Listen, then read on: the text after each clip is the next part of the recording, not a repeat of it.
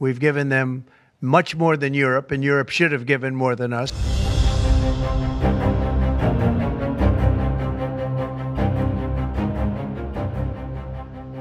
সম্প্রতি যুক্তরাষ্ট্র জুড়ে তীব্র প্রতিক্রিয়ার সৃষ্টি হয়েছে যুক্তরাষ্ট্রের প্রেসিডেন্ট ডোনাল্ড ট্রাম্প এবং ইউক্রেনের প্রেসিডেন্ট ভলোদিমির জেলেনস্কির মধ্যে অনুষ্ঠিত এক বৈঠক ঘিরে। বিক্ষোভ শুরু হয়েছে new York, Washington DC, Los Angeles, Chicago এবং বোস্টন সহ অন্তত 20টি শহর জুড়ে। এতে অংশ নেয় নানা সামাজিক সংগঠন, ইউক্রেনীয় অভিবাসী সম্প্রদায় এবং সাধারণ নাগরিকরা। বিক্ষোভকারীরা ইউক্রেনের পতাকা হাতে নিয়ে মিছিল করে এবং স্ট্যান্ড উইথ ইউক্রেন ও নো ডিলস উইথ পুতিন লেখা ব্যানার নিয়ে রাস্তায় নামে। অনেক জায়গায় ট্রাম্প এবং তার ঘনিষ্ঠ মিত্রদের বিরুদ্ধে সরাসরি স্লোগানও দেওয়া হয়। মূলত যুক্তরাষ্ট্রে ইউক্রেন ইস্যুটি শুধু একটি দূরবর্তী যুদ্ধক্ষেত্রের সংকট নয়, এটি গণতন্ত্র ও বৈশ্বিক নিরাপত্তার সঙ্গে গভীরভাবে জড়িত একটি প্রতীকী লড়াই হিসেবে বিবেচিত হচ্ছে। 2024 সালে রাশিয়া যখন ক্রিমিয়া দখল করে, তখন থেকে ইউক্রেনের প্রতি যুক্তরাষ্ট্রের একাংশে সহানুভূতির জন্ম নেয়। বিশেষ করে রাশিয়ার আগ্রাসনের বিরুদ্ধে লড়াইরত একটি গণতান্ত্রিক দেশের প্রতি সমর্থন জানানোর বিষয়টি অনেক মার্কিন নাগরিকের কাছে নৈতিক দায়িত্ব বলে বিবেচিত হয়।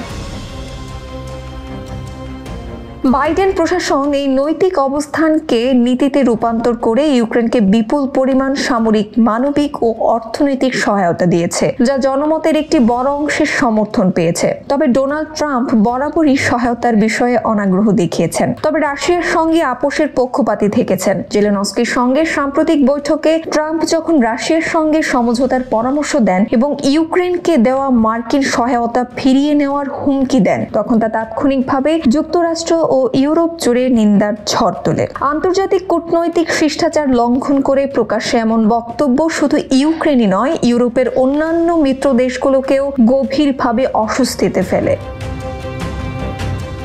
এই বিতর্কিত মন্তব্য এমন এক সময়ে আসে যখন ইউক্রেনের পূর্বাঞ্চলে রাশিয়ার হামলা ভয়াবহ রূপ নিচ্ছে এবং ইউক্রেন কার্যত পশ্চিমা অস্ত্র ও সহায়তার উপর পুরোপুরি নির্ভরশীল হয়ে পড়েছে। ফলে ট্রাম্পের বক্তব্য শুধু রাজনৈতিক বার্তাই নয়, তা বাস্তব ক্ষেত্রেও ইউক্রেনের যুদ্ধ প্রচেষ্টায় নৈতিক প্রভাব ফেলতে পারে বলে আশঙ্কা করছে বিশ্লেষকরা। ট্রাম্পের অবস্থান শুধু ডেমোক্রেট ও রিপাবলিকানদের মধ্যে বিভাজন বাড়িয়েছে তাই নয়, বরং রিপাবলিকান দলের ভেতরেও গভীর ফাটল ধরিয়েছে। ঐতিহ্যগতভাবে রিপাবলিকানরা শক্তিশালী পররাষ্ট্রনীতি এবং রাশিয়ার প্রতি কঠোর অবস্থানের পক্ষে ছিল,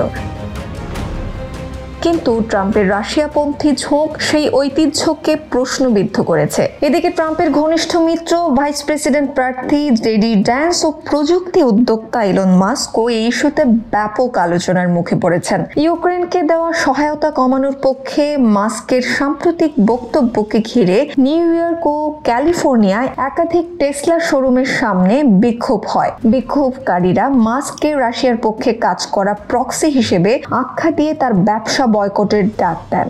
রাজনৈতিক বিশ্লেষকরা বলছেন, ইউক্রেন ইস্যুটি শুধু দ্বিপাক্ষিক সম্পর্ক নয়, বরং দ্বিতীয় বিশ্বযুদ্ধ পরবর্তী সময়ে গড়ে ওঠা যুক্তরাষ্ট্রের নৈতিক নেতৃত্বের প্রশ্নের সঙ্গে গভীরভাবে জড়িত।